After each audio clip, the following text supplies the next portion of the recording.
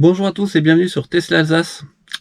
Alors, après Marcel au Cap d'Antibes, Marcel en Aquitaine pour ses vacances.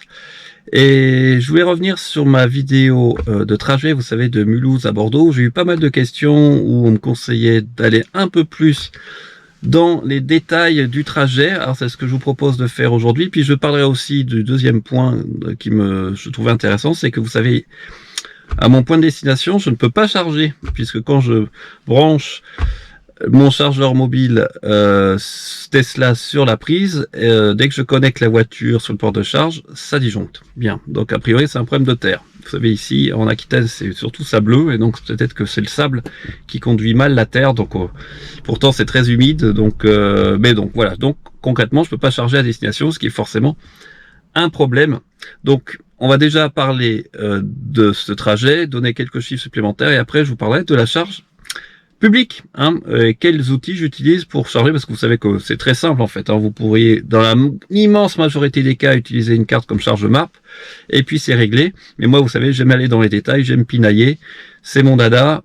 Ça sert strictement, probablement pas à grand chose, mais moi ça me fait plaisir, donc ben voilà, ça me fait passer un peu le temps. Puis j'aime bien comparer les prix, j'aime bien aller au fond des choses, même si fondamentalement ça n'empêche pas la terre de tourner ou toujours d'avoir des fake news sur YouTube.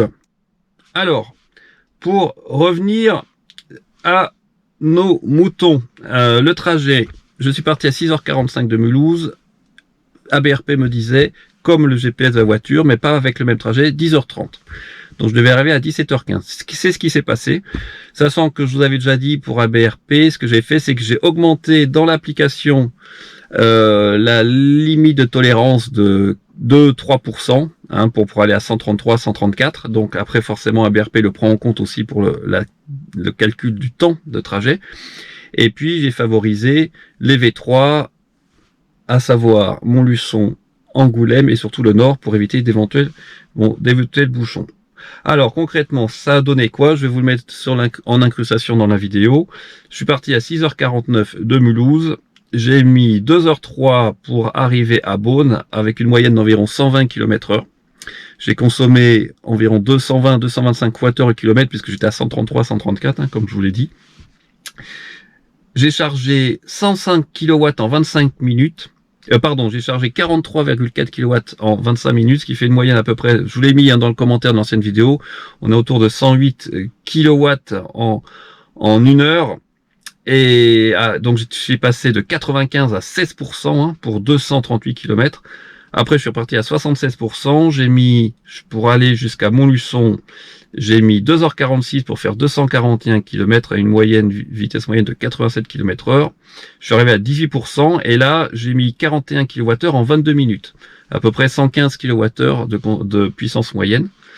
Et puis je suis reparti à 74% pour Angoulême, et j'ai mis 2h27 pour arriver à Angoulême, où je suis arrivé à 18%. Et là j'ai chargé un peu plus qu'il me fallait, puisque je ne voulais pas arriver qu'à 20% avec mon point de destination. Je pouvais charger que 11 minutes, j'ai chargé 20 minutes pour reprendre 37 kWh à Angoulême. Et puis après il me restait encore 1h53 pour arriver à mon point de destination. Et donc pile poil je suis arrivé à 17h15 avec 30% de batterie. Bien.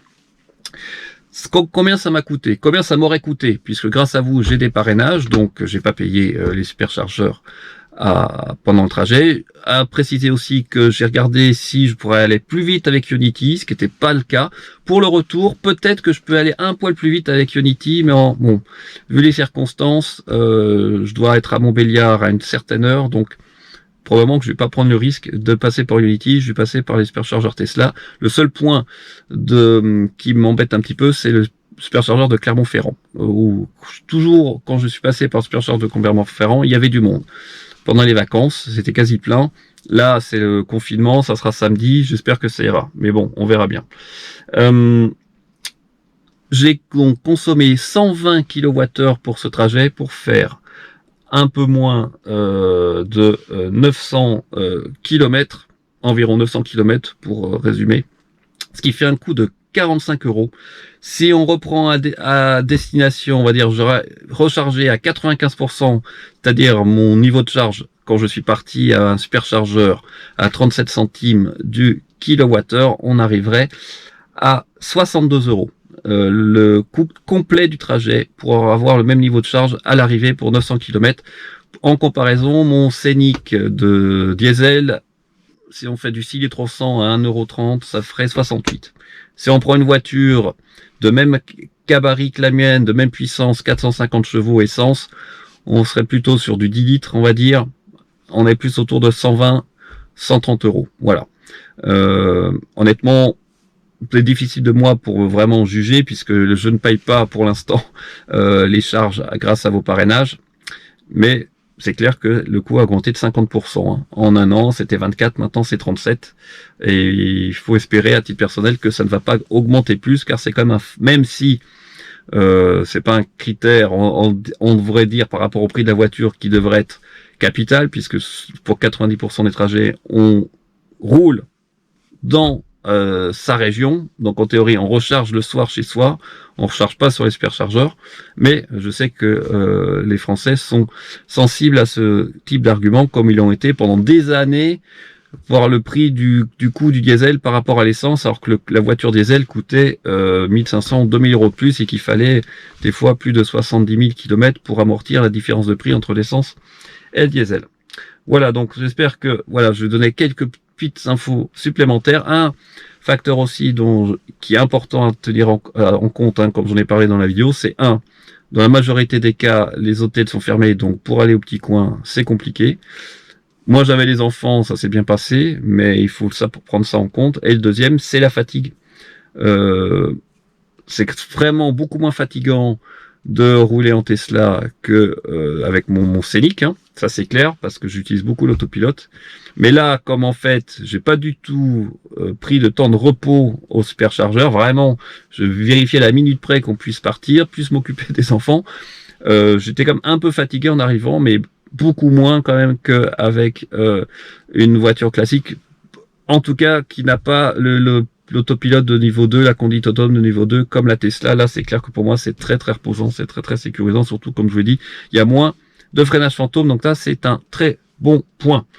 Donc le deuxième point dont je voulais parler, c'était la charge à destination. Donc comme vous le savez, je peux pas charger, donc c'est comme très limitant quand vous avez une voiture électrique, c'est la base, hein, pouvoir charger là où vous vous arrêtez pour dormir, c'est quand même la base.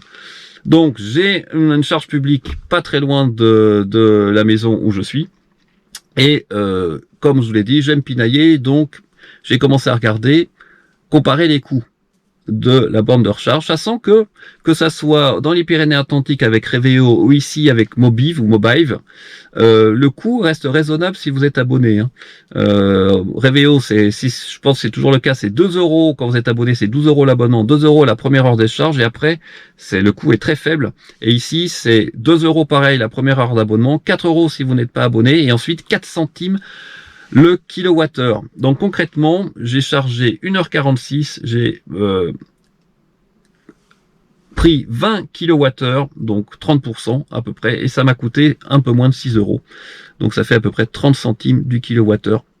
Ça aurait pu me coûter moins, ça aurait pu me coûter 4 € au lieu de 6 € si j'avais pris l'abonnement, mais comme l'abonnement est 18 € et que j'utilise très peu les bornes publiques, j'ai pas pris l'abonnement pour Mobive. Alors l'application dont je voulais vous montrer, que je pense que vous connaissez tous, c'est ChargePrice. Et voici, alors je vous montre un peu sur l'écran, mais je vous le mettrai en incrustation. Vous pouvez donc comparer, là je vais mettre 20 kWh, c'est-à-dire je vais passer de 30 à 50%. On va essayer de baisser la consommation de l'appli. Donc voilà, je suis à peu près à 20 kWh et le prix est exact. Hein. Pour ChargeMap, j'étais bien autour de 6 €, 5,90 €. Là, il me met 6,19 € parce que j'ai mis un peu plus de 20 kWh à 30 centimes du kilowattheure, c'est exactement ça. Et donc, vous avez Plug Surfing, vous pouvez comparer avec Mobive, itinérant qui, a priori, coûterait beaucoup plus cher. Là, ça m'étonne par contre. Et celui qui coûte moins cher, ils disent que c'est EasyVia, mais j'y crois pas, puisque j'ai regardé sur l'appli, ce serait le même coût que Mobive. Et Freshmile semble un peu moins cher à 25 centimes du kilowattheure. Donc pour l'instant, vous voyez, je suis à 52% de batterie. J'ai repris 30%, à peu près 25% hier. Et d'ici la fin de semaine, j'y retournerai pour me charger au moins 90-95%. Et là, j'utiliserai Freshmile et je verrai combien ça me coûte. Alors là, franchement, au niveau de la procédure, c'est vraiment facile maintenant. Là, je sélectionne la borne. Je branche d'abord, je vous montrerai la vidéo un petit peu. Je branche le câble sur la voiture. On badge. Il vous dit de mettre le câble dedans. Vous fermez bien le clapet. Et c'est parti. Et pour revenir, vous appuyez sur la borne sur laquelle vous êtes connecté, moi la borne numéro 1, vous badgez et la charge s'arrête. Donc franchement, il n'y a rien de plus simple et c'est du 11 kW sans aucun souci, hein, en triphasé, 16 ampères, donc ça marche très bien. Voilà, bah écoutez, c'est le petit feedback que je voulais faire sur le trajet. J'ai aussi des commentaires intéressants qui disaient oui, c'est bien de planifier. C'est vrai, moi j'aime bien planifier. J'aurais pu utiliser le GPS de la voiture sans rien d'autre. La seule limitation, c'est que le GPS de la voiture prend en compte le taux de charge actuel. Et moi, quand j'ai commencé à regarder, j'étais pas à 95%, parce que j'aime pas charger 95% des heures avant de prendre la voiture. Donc j'étais à 50%, donc forcément l'estimation qu'il me donnait n'était pas la bonne et il m'aurait pu me donner un autre trajet si j'étais à 95. C'est pour ça que ABRP, quand même, je le conseille. Alors moi j'ai l'abonnement premium, hein, qui me permet aussi d'avoir en temps réel ma consommation de référence à 110 km/h, plus la prise en charge du trafic, plus la prise en charge de la météo, etc., etc. Vous avez la vision en temps réel de l'occupation des bornes, qu'il s'agisse des superchargeurs Tesla ou des Ionity, donc c'est bien pratique, vous n'êtes pas obligé de trifouiller sur l'écran. Bon, il faut trifouiller un peu sur le téléphone, mais si vous laissez tout le temps ouvert, vous faites défiler, vous pouvez voir en temps réel le prochain arrêt de charge, quel est le taux d'occupation. C'est notamment très pratique pour Ionity, mais il faut prendre l'abonnement ABRP qui reste raisonnable, hein, qui est autour de 5 euros par mois. Better Route Planner.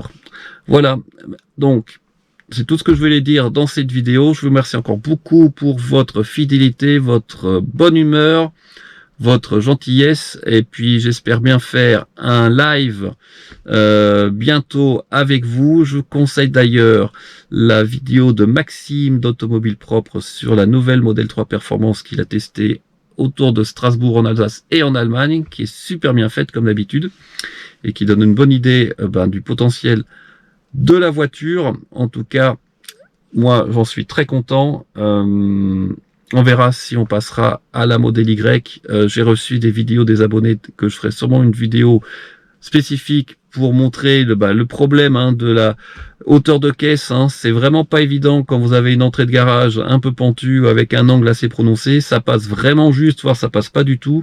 Donc là j'ai un super exemple d'un abonné que je vous montrerai bientôt en ligne. Et puis n'hésitez pas, si vous avez des questions, évidemment, je suis là pour vous répondre avec plaisir. Vous savez, moi c'est amateur, je fais ça pour le fun et rien d'autre. Et tant que j'ai le fun qui m'accompagne, et ben je continuerai.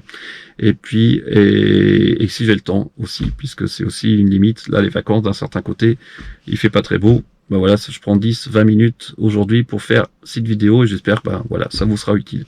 Merci encore et à très bientôt sur Tesla Alsace. Au revoir.